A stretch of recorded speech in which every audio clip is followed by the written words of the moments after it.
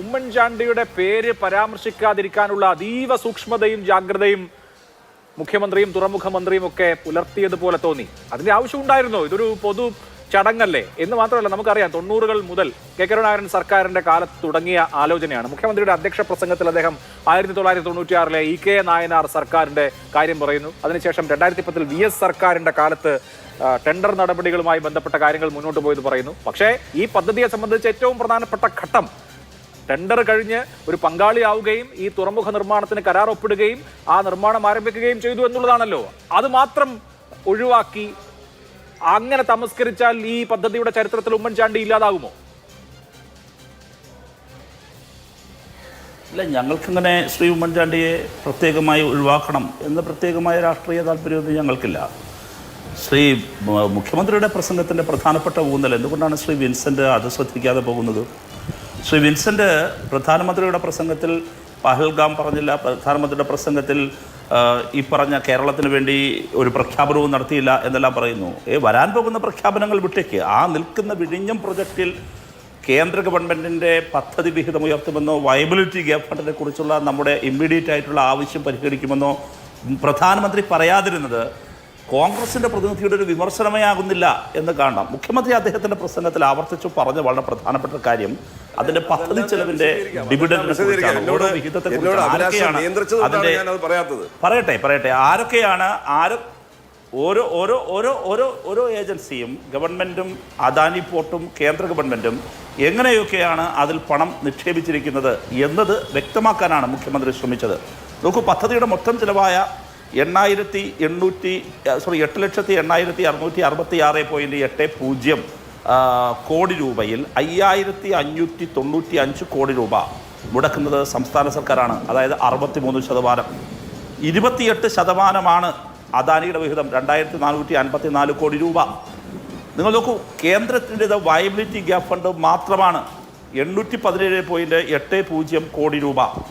ഈ viability gap ഫണ്ടിൽ തന്നെ വൻകിട പദ്ധതികൾക്ക് കേന്ദ്ര സർക്കാർ കൊടുത്തിരിക്കുന്ന 71 VGFകളിലും 70കളിലും കേന്ദ്ര സർക്കാർ VGF നൽകുന്നത് ഉപാധിരഹിതമായിട്ടാണ്.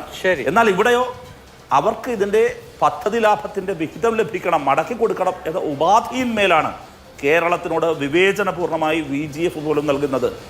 കേരളത്തിൻ്റെ എന്നല്ല, ഇന്ന് ബഹുമാനപ്പെട്ട പ്രധാനമന്ത്രിയുടെ, അത് ശ്രീ രാജേഷ് കൂടി മറുപടി പറയണം, ബഹുമാനപ്പെട്ട പ്രധാനമന്ത്രിയുടെ പ്രസംഗത്തിൽ നിന്ന് പറയുന്നുണ്ട്, വിഴിഞ്ഞം അന്താരാഷ്ട്ര തുറമുഖം യാഥാർത്ഥ്യമാകുന്നതോടുകൂടി കേരളം ഇന്ത്യക്ക് നൽകുന്ന സംഭാവനയെക്കുറിച്ച് അദ്ദേഹം വാചാലമാകുന്നുണ്ട്. ഇന്ത്യയിൽ ഇതുവരെ ഇത്തരമൊരു തുറമുഖത്തിൻ്റെ അഭാവം കാരണം നഷ്ടപ്പെട്ടുകൊണ്ടിരുന്ന കോടിക്കണക്കിന് രൂപയുടെ വാർഷിക കണക്ക് ബഹുമാനപ്പെട്ട പ്രധാനമന്ത്രി ഇത് പറയുന്നുണ്ട്. അതിപ്പോൾ അവസാനിക്കാൻ പോവുകയാണ്. അതിനു കേരളം വലിയ സംഭാവന വിഴിഞ്ഞം പോർട്ടിലൂടെ രാജ്യത്തിൻ്റെ എക്കോണമിയിൽ നൽകി എന്ന് പറയുന്ന പ്രധാനമന്ത്രി അത്തരം പ്രാധാന്യമുള്ള, രാജ്യത്തിന് പ്രാധാന്യമുള്ള ഒരു പുതിയ ചുവടുവയ്പ്പിന് 1 രൂപ പോലും നൽകുന്നില്ല. അക്ഷരാർത്ഥത്തിൽ VGF പോലും ഈ നിലയിലാണ് നൽകുന്നത് എന്നത് പരിഹരിക്കപ്പെടാൻ ഒന്നും ചെയ്തില്ല. യഥാർത്ഥത്തിൽ മുഖ്യമന്ത്രിയുടെ പ്രസംഗം ഇത് തന്നെയാണ്. ഇവിടെ ഞാനൊന്ന് പറഞ്ഞ് അവസാനിപ്പിക്കട്ടെ. തർക്കവിതർക്കങ്ങളുടെ കാര്യമല്ല ശ്രീ അഭിലാഷ്. വിഴിഞ്ഞം കേരളത്തിൻ്റെയും രാജ്യത്തിൻ്റെയും പതിറ്റാണ്ടുകൾ നീണ്ട സ്വപ്നമായിരുന്നു. അതിനാണ് ഇന്ന് വലിയൊരു ചുവടുവെപ്പ് യാഥാർത്ഥ്യമായിരിക്കുന്നത്. അങ്ങ് മനസ്സിലാക്കേണ്ട കാര്യം, ഇത് വരാതിരിക്കാൻ ആരൊക്കെയാണ് പരിശ്രമിച്ചത്? നമ്മൾ ആ ചർച്ചകളെല്ലാം അവസാനിപ്പിക്കുകയാണ്. അന്താരാഷ്ട്ര തലത്തിലുള്ള വിവിധ രാജ്യങ്ങൾ, അവിടുത്തെ തുറമുഖ ലോബികൾ, അതുമായി ബന്ധപ്പെട്ട ഒരുപാട് ഇടപാടുകാർ, അവരുടെയെല്ലാം വലിയ താല്പര്യമായിരുന്നു വിഴിഞ്ഞത്ത് ഇതുപോലൊരു പദ്ധതി വരരുത്.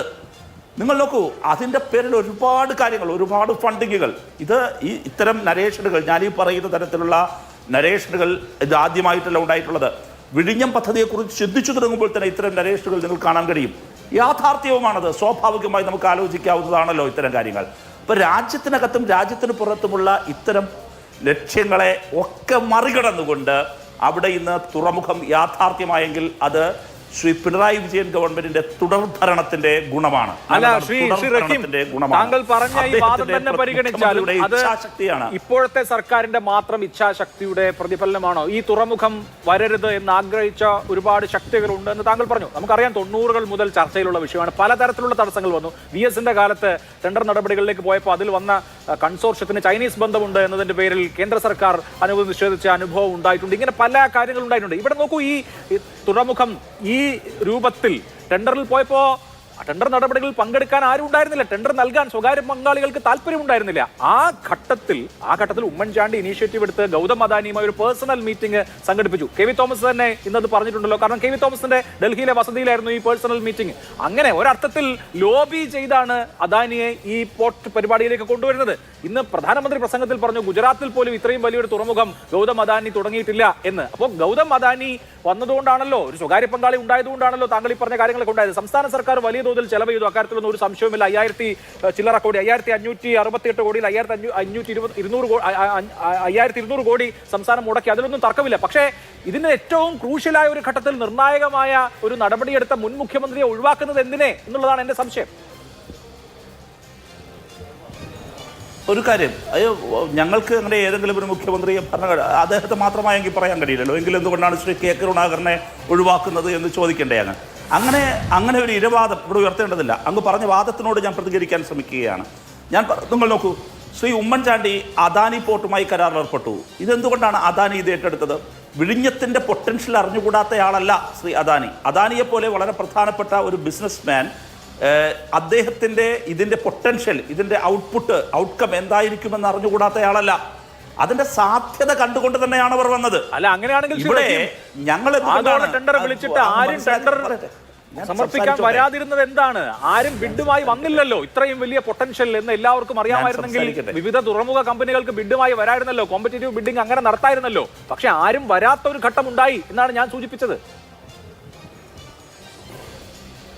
ഞാൻ അങ്ങയോട് ഒന്ന് പൂർത്തീകരിക്കട്ടെ, 2 മിനിറ്റ് തരണം ഇടപെടാതെ. ശരി. അങ്ങ് മനസ്സിലാക്കേണ്ടത്, ഇത് നിങ്ങളീ പറഞ്ഞ ഒടുവിൽ ശ്രീ അദാനി ടെൻഡർ നടപടിയിലേക്ക് കടക്കുന്ന സമയത്താണ് മറ്റാരും ഉണ്ടായിരുന്നില്ല, ഏകപക്ഷീയമായി അദ്ദേഹം മാത്രമാണ് ഉണ്ടായിരുന്നത് എന്ന് പറയുന്നത്. അതിനും അവിടെ യോഗ്യരായവർ ഉണ്ടായിരുന്നു. പക്ഷേ അവസാനം അവർ ബിഡിലേക്ക് വന്നില്ല, അവർ തയ്യാറായില്ല, അവർ എന്തുകൊണ്ടോ മാറി. ഞാൻ ആ ചർച്ചയിലേക്കും അതിൻ്റെ ദുരൂഹതയിലേക്കും ഇപ്പോൾ ഞാൻ പോകുന്നില്ല. അവിടെ താങ്കൾ നേരത്തെ പറഞ്ഞ, ഞാനല്ല അങ്ങ് ഉപയോഗിച്ച ലോബി എന്ന വാക്ക് ഇവിടെ കിടക്കട്ടെ, അതൊന്നും പരിശോധിക്കേണ്ട സമയമല്ല ഇപ്പോഴ്. ഞാൻ പറയുന്നത് അതിനു മുമ്പൊരു കാലം ഉണ്ടായിരുന്നല്ലോ. യഥാർത്ഥത്തിൽ നമ്മുടെ ഒരു കൺസോർഷ്യം ഉണ്ടാക്കുകയും കിയാൽ മോഡൽ ഒക്കെ വേറൊരു തരം ബാങ്കിങ് കൺസോർഷ്യനിലൂടെ വേറൊരു മൂലധന നിക്ഷേപത്തിന് നമ്മൾ ശ്രമിച്ചു. അതിൻ്റെ നിർമ്മാണ പ്രവർത്തനം മറ്റൊരു കമ്പനി ഏറ്റെടുക്കാൻ സന്നദ്ധമായി. പല സന്ദർഭങ്ങൾ കടന്നുപോയി. ഞാൻ അതിൻ്റെ നാൾവഴികളിലേക്കല്ല പോകുന്നത്. ഞാൻ പറഞ്ഞു വരുന്നത് വിഴിഞ്ഞത്തിൻ്റെ പൊതുവായ താല്പര്യം, ഞാൻ പറഞ്ഞത് സംസ്ഥാന സർക്കാരിൻ്റെ പരമാവധി താല്പര്യങ്ങൾ കൂടി സംരക്ഷിച്ച് പണ്ടൊരിക്കൽ CNTG തന്നെ കണ്ടെത്തിയ തെറ്റുകൾ കൂടി ഒഴിവാക്കിക്കൊണ്ട് ഏറ്റവും പ്രധാനമായ ഒരു പദ്ധതി നമുക്ക് നടപ്പിലാക്കാൻ കഴിയുമായിരുന്നു. എന്തുകൊണ്ടെന്നാൽ അന്ന് കേന്ദ്രത്തിലും കേരളത്തിലും UPA ഗവൺമെൻറ്, BJP ഇതര ഗവൺമെൻറ്റുകൾ ഉണ്ടായിരുന്നു. ആ ഘട്ടത്തിൽ അങ്ങ് ആലോചിച്ച് നോക്കൂ, ഇപ്പോൾ വിഴിഞ്ഞം പോർട്ട് വരുന്നതിന് വേണ്ടി, അദാനി പോർട്ടിൻ്റെ വരവിന് വേണ്ടി കേന്ദ്ര സർക്കാരിൻ്റെ പ്രത്യേക താല്പര്യങ്ങൾ അദാനിയുമായി ബന്ധപ്പെട്ട കാര്യങ്ങളിലുണ്ട്. തീർച്ചയായിട്ടും ഉണ്ടല്ലോ. അദാനിയുടെ താല്പര്യങ്ങൾ, അദാനിയുമായി ബന്ധപ്പെട്ട കാര്യങ്ങൾ, അവരുടെ ബന്ധങ്ങളുണ്ട്. ഞാൻ ചോദിക്കുന്നു, സംസ്ഥാനത്തിൻ്റെ പൊതുവായ താല്പര്യങ്ങൾ സംരക്ഷിക്കാൻ പാകത്തിൽ അന്ന് ശ്രീ ഉമ്മൻചാണ്ടിയുടെ ഗവൺമെൻറ്, UDFൻ്റെ ഗവൺമെൻറ്റുകൾ പോട്ടെ, കേരളത്തിലെ LDF ഗവൺമെൻറ്റുകൾ, കേന്ദ്രത്തിലാണെങ്കിൽ ഒരു ഘട്ടത്തിൽ ഞങ്ങൾ തന്നെ പിന്തുണച്ചിരുന്ന UPA ഗവൺമെൻറ്റും പിന്നീട് രണ്ടാമത് UPA 2 ഗവൺമെൻറ്റും, ഈ 2 ഗവൺമെൻറ്റേയും കാലത്ത് ഇതുപോലെ വിശാലമായൊരു താല്പര്യത്തോടെ ആ ഗവൺമെൻറ്റുകളും അതിന് നേതൃത്വം കൊടുത്തിരുന്ന കോൺഗ്രസ് ഗവൺമെൻറ്റും നീങ്ങിയിരുന്നുവെങ്കിൽ ഈ അങ്ങ് പറഞ്ഞതുപോലെ കരാറിൽ പങ്കെടുക്കാൻ ആരുമില്ലാത്ത ഇത്രയും പൊട്ടൻഷ്യലായൊരു പദ്ധതിക്ക് ആരും കരാറിൽ പങ്കെടുക്കാൻ വരാതിരുന്ന ഒരു അവസ്ഥ ഉണ്ടാകുമായിരുന്നില്ല.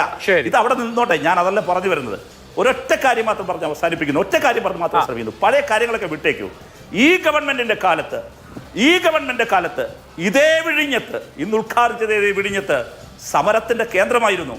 മാതൃഭൂമി എത്ര ദിവസമാണ് രാത്രി ചർച്ച ചെയ്തത്? വെടിവെപ്പുണ്ടായേക്കുമോ, വിമോചന സമരം പൊട്ടിപ്പുറപ്പെട്ടേക്കുമോ, അതിൽ ആളുകൾ മരിച്ചേക്കുമോ, കേരളത്തിലെ ഗവൺമെന്റ് താഴെ വീണേക്കുമോ എന്നെല്ലാം കരുതിയിരുന്ന ഒരു കാലമുണ്ടായിരുന്നു. അധികകാലം മുമ്പല്ല അഭിലാഷേ, കുറച്ച് നാൾ മുമ്പ്. അന്നൊക്കെ ശ്രീ വിൻസെന്റിന്റെ നിലപാടെന്തായിരുന്നു? ഇവിടുത്തെ കോൺഗ്രസ് നേതാക്കളുടെ നിലപാടെന്തായിരുന്നു? അന്നുവരുടെ നിലപാടെന്തായിരുന്നു? ഞാൻ ഒരു കാര്യം പറയുന്നു, സ്റ്റേറ്റ്സ്മാൻഷിപ്പ് എന്നൊരു പദമുണ്ട്. അത് ഭരണവൈഭവവുമായി ബന്ധപ്പെട്ട പ്രധാനപ്പെട്ട ഒരു പദമാണ്. ആ സ്റ്റേറ്റ്സ്മാൻഷിപ്പ് പിണറായി വിജയൻ എന്ന കേരളത്തിന്റെ മുഖ്യമന്ത്രി, നിങ്ങൾ നോക്കൂ, ഒരു തുള്ളി ചോര വീഴാതെ, ഒരു ജീവൻ പോലും അവിടെ വീഴാതെ, എന്നാൽ അവരെ കൂടി വിശ്വാസത്തിൽ എടുത്തുകൊണ്ട് ആ പദ്ധതി പൂർണ്ണതയിൽ എത്തിച്ചിരിക്കുന്നു. അത് പിണറായി വിജയൻ എന്ന കേരളത്തിലെ മുഖ്യമന്ത്രിയുടെയും ഇടതുപക്ഷ ജനാധിപത്യ മുന്നണി ഗവൺമെന്റിന്റെയും ഇച്ഛാശക്തിയാണ്. തുടർഭരണമുണ്ടായതിന്റെ ഗുണമാണത് എന്ന് യാതൊരു സംശയവുമില്ല. ഇല്ലെങ്കിൽ അന്നത്തെ ആ സമരത്തിന്റെ മുമ്പിൽ ഭരണം വേണമോ ഭരണം തുടരണമോ വിഴിഞ്ഞം വേണമോ എന്നൊരു ചോദ്യം ഉയർന്നു വന്ന സമയത്ത് സംസ്ഥാന സർക്കാരിന്റെ താല്പര്യം വിഴിഞ്ഞം വേണം, വികസനം വേണം എന്ന് പറയുന്ന ഇച്ഛാശക്തി ഉണ്ടല്ലോ. എന്നാൽ ചോര പൊടിയാതെ ഇത് നടപ്പിലാക്കാനും കഴിഞ്ഞ ഭരണ വൈദഗ്ധ്യത്തെ എന്നതിൽ കവിഞ്ഞൊരു പദം കൊണ്ട് നമുക്ക് വിശ്വസിക്കാനാകില്ല. അത് പിണറായി വിജയന്റെ വൈഭവമാണ്, LDF ഗവൺമെന്റ് വിജയമാണ്. ഇന്ന് പ്രധാനമന്ത്രി ഇവിടെ ഉദ്ഘാടനം ചെയ്തു.